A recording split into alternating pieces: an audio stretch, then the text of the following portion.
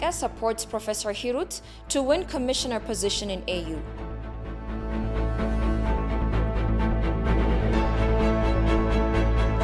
And African Union Commission urges its member states to scale up their efforts to implement its various programs.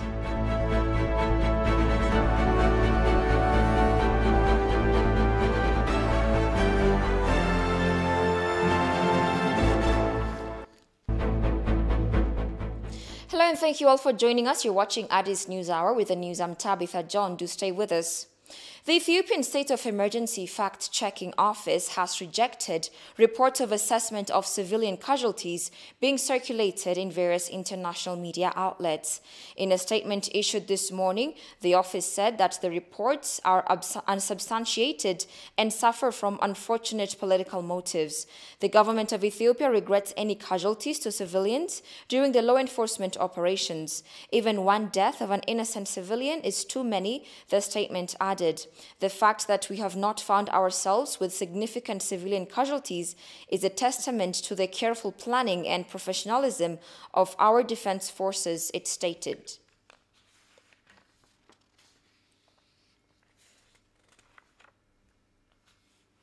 Prosperity Party, PP of Ethiopia, and the United Russia Party have signed a memorandum of understanding to work together. The agreement was signed by Dr. Bikila Hurisa, PP's head of public and international relations, and Andrei Klimov, United Russia Party's deputy head of international relations. It is hoped that the agreement would help the two parties to forge principled and independent relations, as well as to work together for a shared benefit, it was noted. During the agreement signing ceremony, Dr. Bikila briefed the Russian delegation about the remarkable gains made from the reforms undertaken by Prosperity Party at a national level. Andrei Klimov said his party is ready to work together with Prosperity Party in various issues.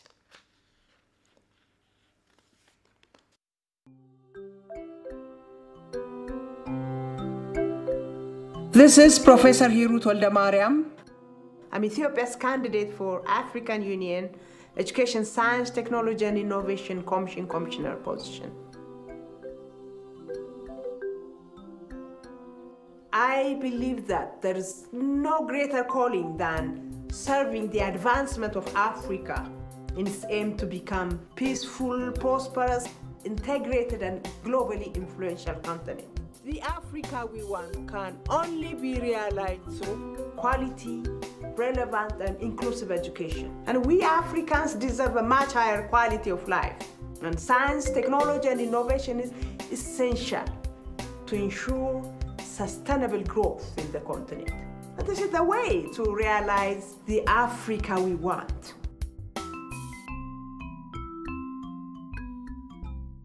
My parents were my pillars of strength. My father, who was a graduate of Addis Ababa University and a high school teacher of African geography and history, has been telling me all about the power of education.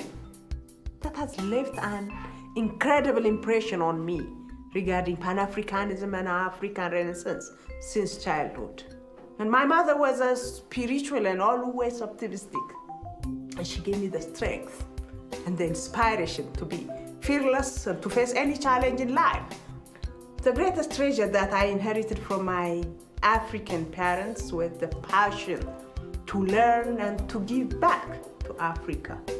And doing my PhD studies at the Institute of African Studies, University of Cologne in Germany.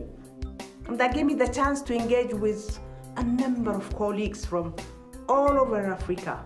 And that helped me, reinforcing my desire to serve at the continental level. My vision is to enable inclusive, relevant, and high-quality education and a deep culture of innovation that will unleash the potential of Africa's youth for the continent's rightful and timely advancement as per Agenda 2063's aspiration. My vision is to unleash African minds and the indigenous knowledge of our ancestors so that poverty becomes a history of the past. To empower our youth, to convert society's problems into opportunity and innovation. The AUESTI, which I'm aspiring to lead, It's a key center of transforming the continent into the global powerhouse of the future. Deputy Prime Minister and Foreign Minister Damek Amakonnen asks why Ethiopia has never assumed a commissioner position in the AU, though it's a founding member of the organization. To his satisfaction, Professor Hirut Waldemariam, who has fostered a brilliant portfolio, has emerged in the candidate list of commissioner position to serve Africa. Dameke has extended his testimonial to Hirut to assume the position and serve the continent. Sentayo Tamrat reports. The Ethiopian Ministry of Foreign Affairs has hosted an event to introduce Professor Hirut Waldemariam to heads of mission of African countries and other regional and global organizations.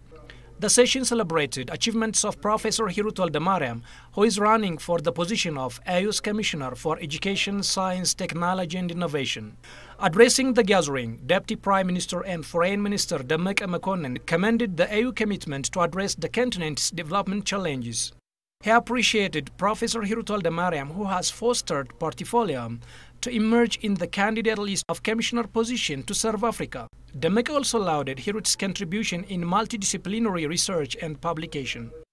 She has a rich experience in the portfolio as academician, as a scientist, as a leader, as a reformer, and as a member of public diplomacy group. I believe her qualities and experiences so far make her the best fit not only to lead the Commission, but to use it to serve the advancement of our continent. She has spent her life breaking invisible glass ceilings and achieving numerous firsts as a pioneer woman in leadership and holding highest academic rank. She has proven being multitasked and succeeding in all platforms, engaged in international research networks, and published about 36 peer-reviewed articles in international academic journals on a range of subjects. Mentioning Ethiopia has never assumed a commissioner position in the AU, though it is a founding member of the organization, Damek underlined this is time to Ethiopia to serve the continent through that position. Being a founding member of our prestigious institutions, OAU, AU, and hosting the institutions in Addis Ababa, Ethiopia has never got the opportunity to take part in a high position. Ethiopia has presented an eminently qualified full professor candidate endowed with rich experience in the portfolio as an instructor, researcher, publisher, leader, and creating networks. Expressing her visions to the audience, Professor Hirut said she has a plan to avail inclusive, Africa-relevant education for all. Our education, science, and technology, it has to fit. It has to align with the socio-economic demands of the continent. We have to make sure that it aligns well, that we are producing graduates who can fit to the 21st century job market, globally and continentally and nationally as well. We have to make sure that we are nurturing innovation and technology that solves our problem, that changes quality of lives of our society. We're lagging far behind as far as I'm concerned on this. My vision is, Excellencies, to enable inclusive, Africa-relevant and high-quality education for all, and to foster Africa-relevant, deep culture of innovation and technology that can unblock the potential of African youth. Ethiopia's eminent historian, Professor Bahru Zawde, for his part, congratulated Hirut on her candidature and mentioned few of her contributions to the academic arena. The third point is about the crisis of African higher education, which she wants to address. I think she's probably the best person to address it. In March 2015, there was a big conference, international conference on higher education in Dakar, organized by CODESRA and Trust Africa. I happen to be a member of the organizing committee. Something like over 500 participants came, and it lasted something like 3 days, and a number of recommendations. A big, major declaration was made at that time on issues of differentiation, in issues of research, equitability, equitable access, and all that kind of thing. And that declaration actually was taken by the president of Senegal, who was one of the hosts, to the African Union meeting in Johannesburg in June the same year. But not much has been done after that, particularly at the level of dissemination at the country level and implementation of the very important recommendations, including action plans. So this is probably going to be your first task when you assume the office, as I hope you would. Finally, she has been first in so many respects, but I think there's one first that remains. That's to be the first Ethiopian to be AU commissioner. Ethiopia is not only the founding member, Ethiopia is the founder of the OAU. If it were not for Emperor Haile Selassie, the OAU would not have existed.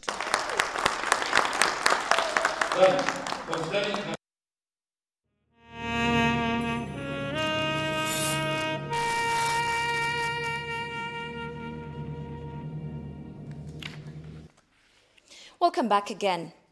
Citing the Interpol, Ethiopian Federal Police said Maikadra's massive killings are worse than even Nigerian massacres committed by Boko Haram. The report listed Maikadra's innocent killings among the 10 most heinous attacks that happened in the month of November. Ethiopian government accused TPLF's illegal and armed group named Samri of killing over 600 civilians in Maikadra town based on their ethnicity. According to the report, Africa is leading in witnessing massive killings, followed by Southern Asia and Eastern Mediterranean countries. Ethiopia, Nigeria, Mozambique, Democratic Republic of Congo, Somalia, Burkina Faso, and Chad are said to be among the African countries that recently witnessed heinous attacks against innocent people, according to the report.